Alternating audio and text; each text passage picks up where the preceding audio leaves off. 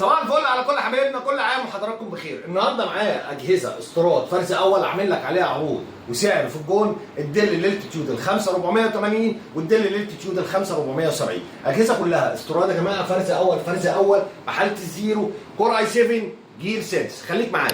صباح الفل على كل حبايبنا. عرض جنيه النهارده من شركه شمس الخدمات الكمبيوتر على الديل الالتيتيود ال 5480. الديل الالتيتيود ال 5480 اجهزه 14 بوصه، اجهزه سليمات، اجهزه بتنفع في الدراسه، في الشغل، في الالعاب، زي ما انت عايز. المواصفات بتاعتها هي الشاشه الاول 14 بوصه، طبعا الكيبورد الترا سليم، اجهزه فرز اول حاله الزيرو يا جماعه، حاله الزيرو. بصوا يا جماعه الاجهزه كلها فرز اول حاله الزيرو، حاله الزيرو. اقول لك مواصفاتها. الكور اي 7 الجيل السادس 6600 يو برامات 8 جيجا دي رام 4، هارد بيبقى 256 اس اس دي، شاشه 14 بوصه فول اتش دي، طبعا كيبورد سليم.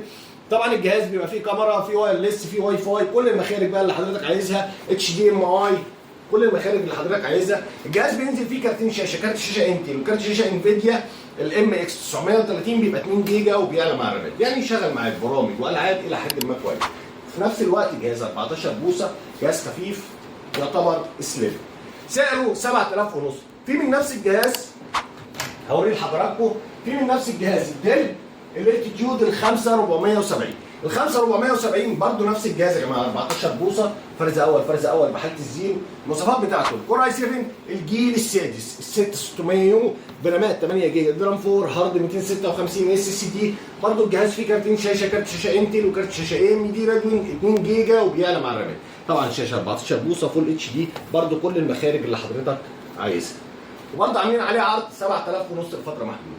يبقى ال 5480 7000 ونص، ال 5470 برضه ب 7000 ونص. العروض دي معانا لمده 5 ايام بس يا جماعه. جهاز اوريجينال مع الشاحن الاوريجينال. والسلام عليكم.